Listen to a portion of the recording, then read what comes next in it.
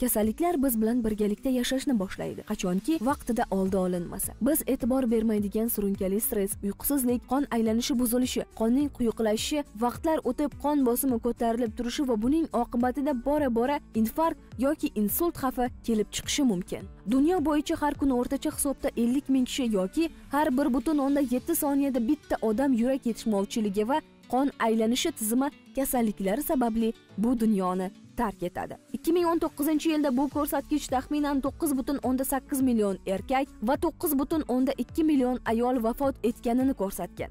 Jahon miqyosidagi o'lim holatlarining 4dan bittasi, ya'ni 27% dan ortig'i aynan infarkt, insult yoki miyaga kislorod yetib bormasligi oqibatida yuzaga kelmoqda. Qon bosimi shunaqa kasallikki, u bir marta oshgandan keyin yana qayta kuzatilish xususiyatiga ega. Shuning uchun bir marta qon bosimi oshgan insonlar keyinchalik yana oshishidan ko'pincha xavfda turishadi va bu xavf ularni yana ko'proq stressga olib kelib qo'yadi. Nima qilish mumkin? Doimo faqatgina o'sha ximik dorilarni oshgan paytda katta dozada ichib tushirish kerakmi yoki buni oldini olish uchun tabiiy yo'ldan foydalanish mumkinmi?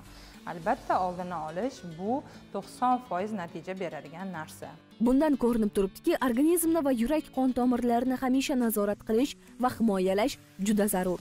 Shu o'rinda tabiiy biologik faol qo'shimchalar bilan bu dardlarga qarshi kurashish o'z natijasini juda tez va a'lo darajada ko'rsatadi. Mana shu yurak qon tomir sistemasi bilan bog'liq bo'lgan kasallar, infarkt o'tkazgan odamlarga insult holatlari, masalan, uzoq payt biz qon tomirlarimizni tozalamasak, qonimiz quyuqlashib, protrombin indekslarimiz o'zgarib ketaversa, bilamizki, o'sha yomon xolesterin tomirlarimizda bilyashkalar hosil qilib, o'sha bilyashkalar tufayli har xil mana shunaqa nojo'ya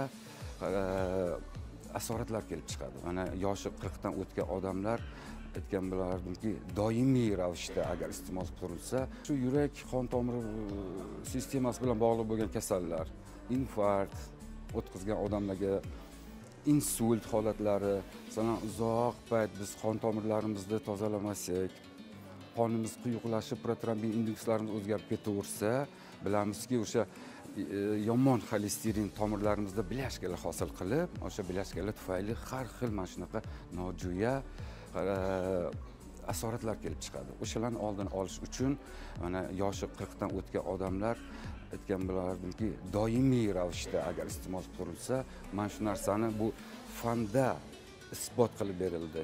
70% gacha holatlarni oldini olib, yengillashtirib beradigan. Qizil uzum danagidan tayyorlangan va jahon mutaxassislari tomonidan tan olingan ushbu biologik faol qo'shimcha 100% tabiiyligi bilan qolgan preparatlardan ajralib turadi. Jigarga mutlaqo zararsiz bo'lib, yurak qon tomirlari faoliyatini yaxshilab, organizmga faollikni qaytaradi. Ba'zi odamlar qonni suyultirish uchun mana farmakologik preparatlar ishlatishadi. Geparin, Klixan. Ha, ana o'sha paytida resveratrol bermaymiz, chunki ikkalasi bir bo'lib qonni juda ham suyultirib, ichki kровотечениеga olib kelishi mumkin bo'ladi. O'zi qonni suyultiradi demak. O'zi qonni suyultirganning evaziga qon tomirlarni kengaytiradi. Qon tomirlar kengaydimi, ularning elastikligi tiklana boshlaydi. Tozalandi tana. O'zi davolanishni anaqadan boshlash kerak-da. Tomirlarni tozalashda. Mana yoshi kattaroq odamlar kelishadi, o'sha qon bosimi ularda juda uzoq yillardan beri. Men ularga udar doza qilib bera boshladim. 2 kapsuladan 3 mahal. Siz masalan 1 kapsuladan 3 mahal bemalol ana shu sizga, siz yoshingizga, sizning kompleksingizga bemalol u yanglishmasam 2 haftalar ichida o'zi bildira boshlaydi. Ko'pchilik kapsulani ko'rib ximikat yana dori deb o'ylaydi-da.